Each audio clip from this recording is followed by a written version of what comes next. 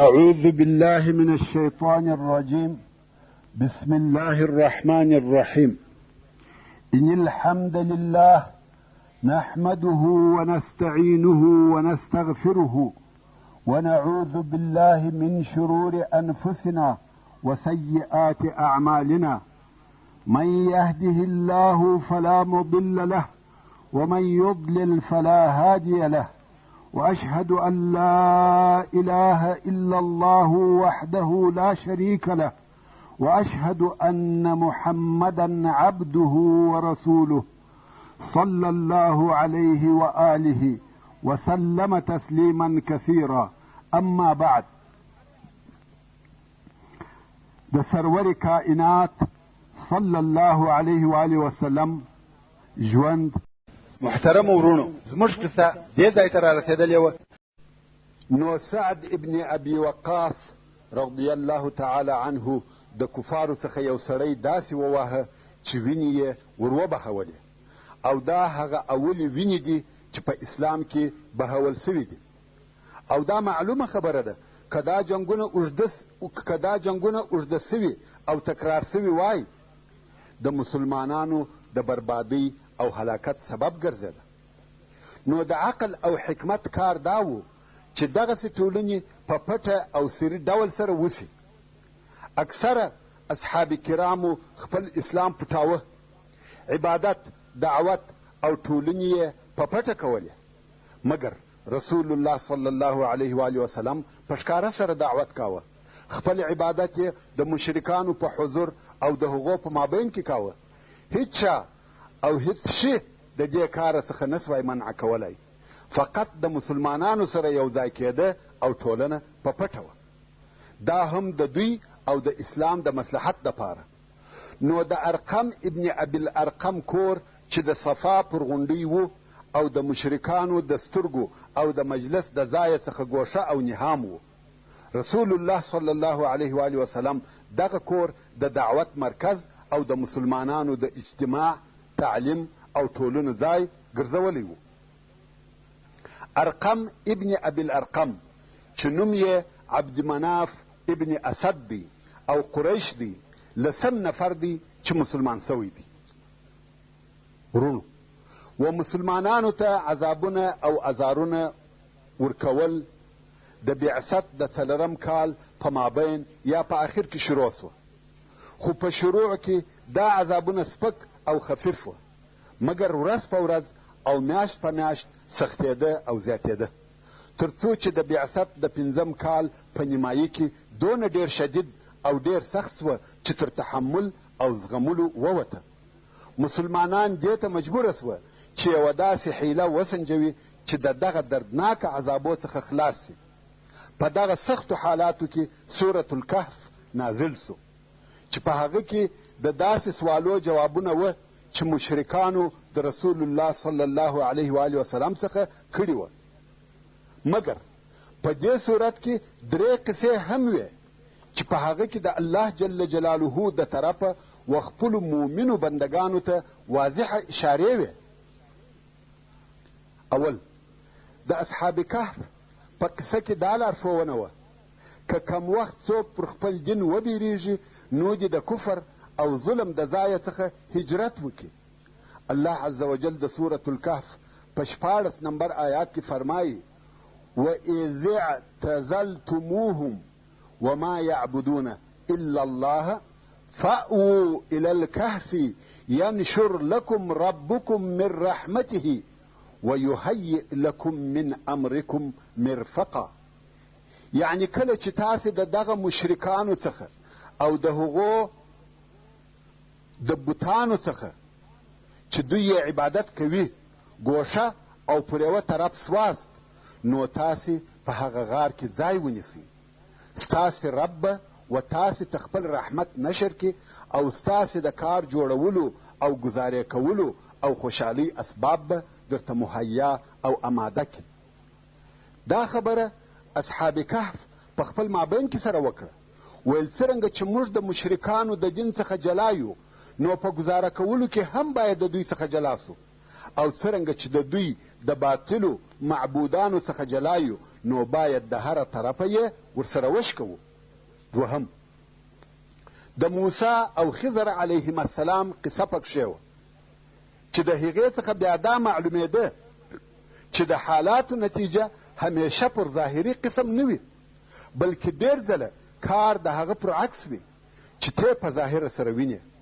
په دې کې دا نرمه او لطیفه اشاره وه چې دغه جنگ چې نن ستاسې پر ضد روان دی ډېر ژر به سرچپه او عکس واوړي، او دغه مشرکان که ایمان را نه وړي ستاسې د لاسه به شپې پر آرامه نسي تېرولی. درېیم، د ذوالقرنین د قصې نتیجه دا وه چې مځکه د الله جل جلاله ده، حاکمیت او خلافت یې هغه چاته ورکوي چې د ده جل جلاله خوښه وي، او کامیابي د ایمان په لار کې ده نه د کفر. او د مځکې د خلافت هغه څوک حقداره دی چې د الله جل جلاله صالحه بندگان وي. او بیا سورة الزمر نازل سو چې په هغه کې و هجرت ته اشاره وه. الله عز وجل د سورة الزمر په 10 نمبر آیات کې فرمایي للذین احسنوا فی هذه الدنیا حسنه وارض الله واسعه انما یوفى الصابرون اجرهم بغیر حساب. یعنی هو هغه کسانو ته چې په دې دنیا کې یې په طاعت سره نیکي کړې ده په آخرت کې نیکي سته چې جنت او د الله جل جلاله رضا ده، او د الله جل جلاله مځکه پراخه ده، او بېشکه چې وصابرانو ته به بې حسابه اجر او ثواب ورکول سي. او رسول الله صلی الله علیه و آله وسلم ته دا ور معلومه وه چې هلته په حبشه کې یو عادل پاچا دی چې نوم یې اسحمه النجاشي و چې د هغه په ملک کې څوک پر چا ظلم نسي کولی. اوس چې رسول الله صلی الله علیه و آله وسلم دغه تکلیف او آزارونه ولیده چې قریش مسلمانانو ته ورکوي، حتی اوس کفارو د زبیر ابن العوام، د سعد ابن ابي وقاص، عثمان ابن عفان په آزارولو شروع وکړه. حتی ابو بکر صدیق رضی الله تعالی عنه ته تکالیف او آزار ورکوي چې دا ټوله د قریشو د محترمو کورنیو او سردارانو څخه وه. مسلمانان په ډېر تکلیف کې دي او ژوند یې ډېر سخت سو، او ویلې ده چې عذاب ورځ په ورځ زیاتیږي. اصحاب کرام په سختو عذابو او آزارو کې شپې تېروي. نو رسول الله صلی الله علیه و آله وسلم اصحاب کرامو ته وفرمایل که ستاسې څخه څوک غواړي چې د مکې مکرمې څخه ووځي او حبشې ته هجرت وکړي ولاړ دې سي، ځکه هلته په حبشه کې یو پاچا دی چې د هغه په پاچاهۍ کې پر چا ظلم نه کیږي. د بعثت په 5م کال او د رجب په میاشت کې د اصحاب کرامو اولې ډلې و حبشې ته هجرت وکړي چې دا ډله 12 سړي او 4 ښځې وې چې د دې ډلې مشر عثمان ابن عفان رضی الله تعالی عنه او د ده سره د ده زوجه د رسول الله صلی الله علیه و آله وسلم لور رقیه رضی الله عنها ورسره وه. او رسول الله صلی الله علیه و آله وسلم د دوی په باره کې فرمایي پس له ابراهیم او لوط علیهم السلام څخه دوی هغه اوله کورنۍ ده چې فی سبیل الله هجرت کړی دي. او د رسول الله صلی الله علیه و آله وسلم د اصحابو څخه ابو حذیفه او د هغه ښځه زبیر ابن العوام، مصعب ابن عمیر، عبدالرحمن ابن عوف، ابو سلمه او د ده ښځه ام سلمه، عثمان ابن مزعون. مقصد ټوله 12 نفره وه چې هجرت یې وکړي. دغو خلقو د قریشو د بیرې د شپې په تاریکه کې د مکې مکرمې د ښاره څخه ووته، څو و دریاب ته ورسېده او هلته په کښتۍ کې سپاره سوه، څو حبشې ته ورسېده. قریش چې د دوی په هجرت خبر سوه پسې ور ووته. قریش چې د دریاب غاړې ته ورسېده دوی تللي وه او مسلمانانو هلته په حبشه کې د نجاشي په ښه همسایه‌توب کې په فارغه زړه د خپل رب عبادت کاوه. ابو بکر صدیق رضی الله تعالی عنه هم حبشې ته هجرت وکړي، خو دا هجرت یې پای ته ونه رسېدی، ځکه په لار کې پس له 2 ورځې تګ او سفره څخه د احابیش و قبیلې ته ورسېدی. دا قبیله د حبشانو قبیله وه چې اصلا دغه خلق عرب نه وه، دا هغه خلق وه چې اصلا دوی حبشان او په جزیرة العرب کې مریان وه او بیا د وخت په تېرېدو سره آزاد سوي وه. او یوه حصه یې د حبشې څخه راغلې وه. دا ټوله په یوه ځای کې سره راټول سوي وه او ځان ته یې خاص کلی او منطقه جوړه کړې وه او قبیلة الاحابیش ورته ویل کېده، یعنی د حبشانو قبیله. لو او قوي قبیله وه. د دې قبیلې مشر او رئیس یو نفر و چې ابن دغنه ورته ویل کېده. ابن دغنه چې ابوبکر صدیق رضی الله تعالی عنه ولیدی، ویل د خیره یا ابابکر، ده ویل حبشې ته ځم.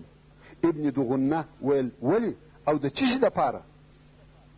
ابوبکر صدیق رضی الله تعالی عنه ویل هجرت کوم، قوم آزار او تکلیف راکوي. ابن دغنه ویل یا ستا په مثل سړی باید هجرت ته نسی مجبوره. ته د خپل قوم د سردارانو څخه یې، ته پر خپل قوم مهربانه یې، غریبانو ته ډوډۍ ورکوې، د ضعیفه کومک کوې، د میلمه عزت کوې. دوی څنګه تا ته تکلیف او آزار درکوي؟ ته باید هجرت ونه کې. بیرته راځه چې دواړه مکې مکرمې ته ولاړ سو او زه تا ته جوار او امان درکوم. ورونو، د جوار کلمه زموږ په وروسته بیان کې ډېره ذکر کیږي.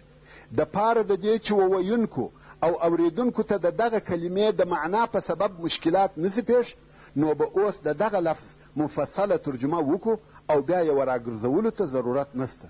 تاسې یې هم ښه په یاد ولرئ.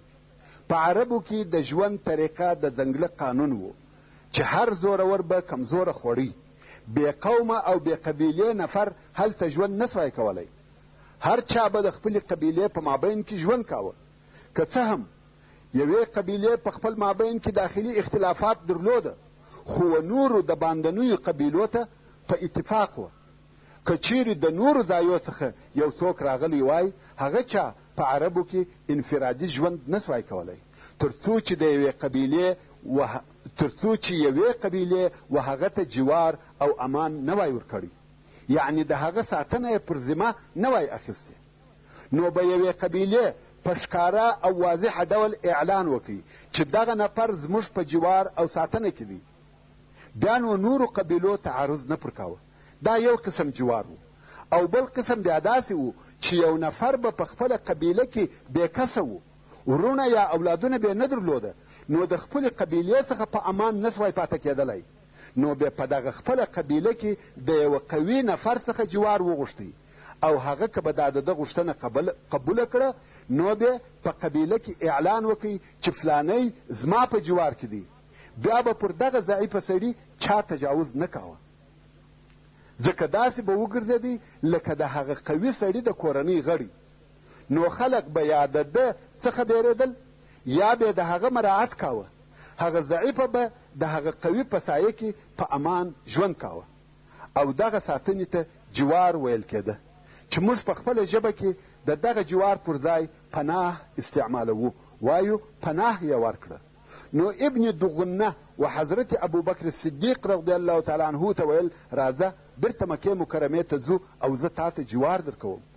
دوی دواړه مکې مکرمې ته راغله او ابن دغنه د کعبې شریفې سره ودرېدی او د قریشو په مابین کې یې په لوړ آواز نارې کړه: ابوبکر زما په جوار کې دی، که څوک آزار او تکلیف ورکړي هغه د حبشانو د قبیلې څخه پر آرامه نسي پاته کېدلی. دا خبر و ټولو قریشو ته ورسېدی او حضرت ابوبکر صدیق رضی الله تعالی عنه د ابن دغنه په ساتنه او جوار کې سو، څوک کار نه پلري. ابوبکر صدیق رضی الله تعالی عنه د خپل کور سره یو ځای جوړ کړی و، هلته یې لمونځ کاوه او قرآن مجید به وایه، حتی د کعبې شریفې سره به قرآن کریم وایه. پر قریشو دا کار ډېر تکلیف سو او ډېر په عذاب سوه، خو منع کولی هم نسی، ځکه دی د ابن دغنه په جوار کې دی او د قرآن مجید ویل او اوریدل هم نسی زغملی. نو څو نفره قریش و ابن دغنه ته ورغله، ویل تا ابوبکر ته جوار او امان ورکړي، موږ څه ونه ویل مګر دا چې دی د کعبې سره ناست وي او زموږ خدایانو ته ښکنځل او بدویل کوي، پر دې صبر نسو کولی. ابن دغنه چې هم کافر او مشرک و ابوبکر صدیق رضی الله تعالی عنه ته ورغلی، ویل ما تا ته جوار او پناه د دې دپاره درکړه چې د قریشو د آزاره څخه دې وساتم، نه د دې دپاره چې ته دوی او د دوی خدایانو ته بد ووایې. ابوبکر رضی الله تعالی عنه ویل ما نه ښکنځل او نه بد ویل کړي دي، زه فقط قرآن وایم. ابن دغنه ویل یا زما په جوار کې چې یې قرآن به نه وایه. حضرت ابوبکر صدیق رضی الله تعالی عنه ورته ویل ما ستا جوار بیرته و تا ته در رد کړی دی او زه خوښ یم چې د نورو مسلمانانو په مثل په تکلیف او آزار کې یم، نه ستا په جوار کې. ابن دغنه بیرته خپلې قبیلې ته ولاړی او ابوبکر رضی الله تعالی عنه په مکه مکرمه کې بې له جواره پاته سو. دا د ابوبکر صدیق رضی الله تعالی عنه د نه هجرت کولو سبب و، که نه دی رضی الله تعالی عنه هم په شروع کې د هجرت دپاره رهي سو. په دغه وختو کې چې رسول الله صلی الله علیه و آله وسلم او د ده و اصحابو ته تکلیف او آزار ورکول کېدی، نو د مسلمانانو هجرت و حبشې ته زیاتېدی. د مسلمانانو ډېر نفر و حبشې ته تله او د نجاشي په پاچهي کې یې ژوند کاوه، تر څو چې دغه کوچنۍ واقعه پیښه سوه او په حبشه کې یې د مهاجرینو پر ژوند تاثیر وکړي. هغه دا چې په مکه مکرمه کې د سورة النجم آخري آیاتونه پر رسول الله صلی الله علیه و آله وسلم نازل سوه. نو دغه د بعثت د 5م کال د روژې په میاشت کې رسول الله صلی الله علیه و آله وسلم و حرم شریف ته راووتی او هلته د قریشو ډېره لو ډله ناسته وه چې په دوی کې د قریشو مشران او سرداران هم وه، او رسول الله صلی الله علیه و آله وسلم ورته ودرېدی او د سورة النجم په ویلو یې شروع وکړه. کفارو چې کلام الله تر دغه د مخه په صحیح شکل نه و اورېدلی، ځکه د دوی پرله پسې کوښښ دا و چې څوک قرآن وانوري، او همیشه به ځینو و ځینو نورو ته ویل چې قرآن مه اورئ، بلکې د محمد صلی الله علیه و آله وسلم د قرآن ویلو په وخت کې غالمغال شورماشور جوړوي چې نه تاسې واورئ او نه بل څوک واوري. لکه څرنګه چې الله عز وجل د سورة حامیم السجده یا فصلت په 26 نمبر آیات کې فرمایي وقال الذين كفروا لا تسمعوا لهذا القرآن والغوا فيه لعلكم تغلبون. یعنی هغه کسان چې کافران سوي دي وایي کم وخت چې محمد قرآن وایي غوږ مور ته نیسئ او غالمغال شورماشور جوړوي، ښایي چې په دغه طریقه تاسې پر محمد صلی الله علیه و آله وسلم غالبه سئ. اوس چې کفارو الهي کلام د رسول الله صلی الله علیه و آله وسلم د مبارکې خولې څخه واورېدی، هغه خپله دښمني یې هیره سوه، د ځانه څخه بېخبره دي، هر یوه په دقت سره غوږ ورته نیولی دی او رسول الله صلی الله علیه و آله وسلم د سورة النجم آخري آیاتونه ورته تلاوتوي.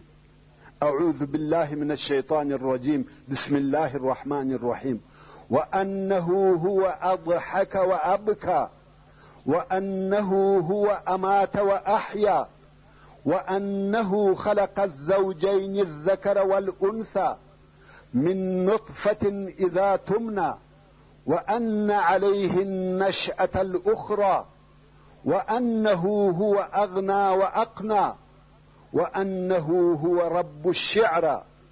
څو د سجدې و آیات ته ورسېدی فاسجدوا لله واعبدوا. پس له ویلو د دغه آیات رسول الله صلی الله علیه و آله وسلم سجده وکړه. کفار چې د دغه آیاتو تر تاثیر لاندې راغلي وه د ټولو څخه بې اختیاره سجده وسوه. کفار د دغه آیاتو د عظمت او بلاغت تر تاثیر لاندې سوه، حق او بلیغ کلام الله یې واورېدی. نو د قریشو ټولو سردارانو او اهل مکه چې دلته حاضر وه ټولو سجده وکړه، بې له یوه ضعیفه سپینږیري او بدبخته سړي چې هغه سجده ونه کړه، فقط خاورې یې د مځکې څخه راپورته کړې، پر سر یې واچولې یا یې په تندي پورې وموښلې، ویل ما لره دغه بس او کافي دي. مګر د قریشو سردارانو سجده وکړه. هغه کار ځینې پېښ سو چې دوی د هغه د منع کولو دپاره په کلو کلو ډېر کوښښونه کړي وه. کم وخت چې قریشو ولیده چې د محمد صلی الله علیه و آله وسلم خبرې دونه تاثیر لري چې حتی دوی هم د هغه تر تاثیر لاندې راغله او خبره تر دې ځایه ورسېده چې دوی هم سجده وکړه، دا کار پر قریشو ډېر دروند سو. تر اوسه دوی خلق منع کول چې د محمد صلی الله علیه و آله وسلم د خبرو تر تاثیر لاندې نسي، او اوس په خپله دوی سجده وکړه. قریش ډېر غمجن وه، دا خبر په خلقو کې نشر سو چې قریشو د محمد صلی الله علیه و آله وسلم و خبرو ته یا د محمد صلی الله علیه و آله وسلم د خبرو په واسطه سجده وکړه او د حبشې و مهاجر مسلمانانو ته دا خبر داسې ورسېدی چې قریش ټول و اسلام ته داخل سوه سجده په اسلام بدله سوه هغو کسانو چې دا خبر ومنئ چې رښتیا هم قریش و اسلام ته داخل سوي دي نو د دغه کال د شوال په میاشت کې بیرته د حبشې څخه و مکې مکرمې ته رارهي سوه ځکه دوی ویل قوم و ایمان راوړي او تر دې وروسته موږ ته آزار نه راکوي نو موږ ولې ژوند په هجرت کې او د رسول الله صلی الله علیه و آله وسلم څخه لرې تېروو ورونو تاسې پوهیږئ چې هجرت په خپله د عذابو او دردو د اقسامو څخه یو قسم درد او عذاب دی چې د دین په لار کې دغو مهاجرینو قبول کړی و اسلامي هجرت د آزارو څخه تیښته او د راحت طلبول نه دی بلکې یو تکلیف په بل تکلیف سره بدلیږي تر څو چې د الله عز وجل د طرفه نصر او بری راځي او ته پوهیږې چې په هغه وخت کې مکه مکرمه هم دارالاسلام یا اسلامي ملک نه و چې یو څوک ووایي چې اصحاب کرامو څنګه دارالاسلام پرېښاوه او د خپلو ارواحو د ساتنې دپاره د کفر ملک ته ولاړه په هغه وخت کې مکه مکرمه او حبشه او نور ملکونه ټول سره یو شی او د کفر ملکونه وه او په دغه ملکو کې چې په هر یوه کې د اصحاب کرامو د دین او دعوت دپاره اسانتیا وه هغه د دوی د استوګنې ډېر وړ او لایق و او دا چې څوک د یوه اسلامي ملک څخه و بل اسلامي ملک ته هجرت کوي په هغه کې درې حکمه دي د یوه اسلامي ملک څخه و بل اسلامي ملک ته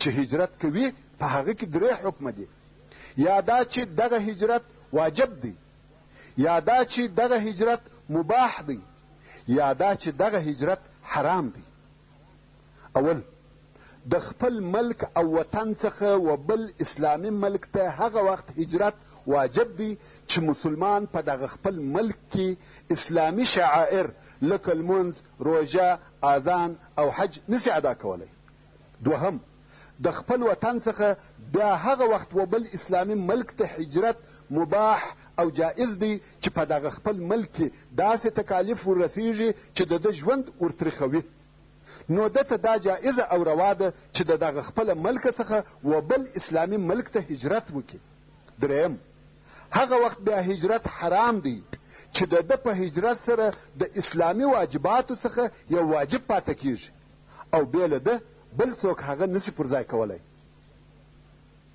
دا د هجرت په متعلق یو څه حکم و بیرته خپلې قصې ته راګرځم نو مهاجر اصحاب کرام د دې خبر په اوریدلو چې ټول قریش و اسلام ته داخل سوه د حبشې څخه د مکې مکرمې پر طرف رارهي سوه کم وخت چې مکې مکرمې ته دونه نږدې سوه چې د یوه یا دوه ساعتو لار پاته وه دوی ته د هغه خبر واقعات ور معلوم سو او پوه سوه چې هغه د آیاتو د عظمت تاثیر و چې قریشو سجده وکړه په حقیقت کې نه قریشو ایمان راوړی دی او نه مسلمانان سوي دي نو څوک بیرته د هغه ځای څخه و حبشې ته وګرځېده او ځینې یې په پټه یا د قریشو څخه د یو چا په جوار کې و مکې مکرمې ته داخل سوه او دلته په مکه مکرمه کې پر دغه راغلو کسانو او عامو مسلمانانو عذابونه او آزارونه نور هم زیات سوه قریشو ته دې خبر ډېر زور ورکړی و چې مسلمانان د نجاشي په همسایتوب کې آرام او هوسا ژوند کوي او رسول الله صلی الله علیه و آله وسلم د مسلمانانو دپاره بله چاره نه لیده بې له دې څخه چې دوهم وار بیا د حبشې د تګ مشوره ورکړي او دغه دوهم وار هجرت تر اول وار ډېر سخت او مشکل و ځکه دا وار قریش ورته ویښ او بیداره وه او دا یې اراده وه چې هجرت ته به نه پرېږدو خو بخت د مسلمانانو ملګری و او الله عز وجل دا سفر ورته آسانه کوي د مخه تر دې چې قریش پسې ور ورسېږي مسلمانان حبشې او نجاشي ته رسېدلي وه او په دې وار کې د نرانو څخه درو اتیا نفرو هجرت وکړي او 18 یا 19 ښځې هم ورسره وې وصلى الله تعالى على خير خلقه محمد وآله وأصحابه وأهل بيته أجمعين والسلام علیکم ورحمة الله وبرکاته.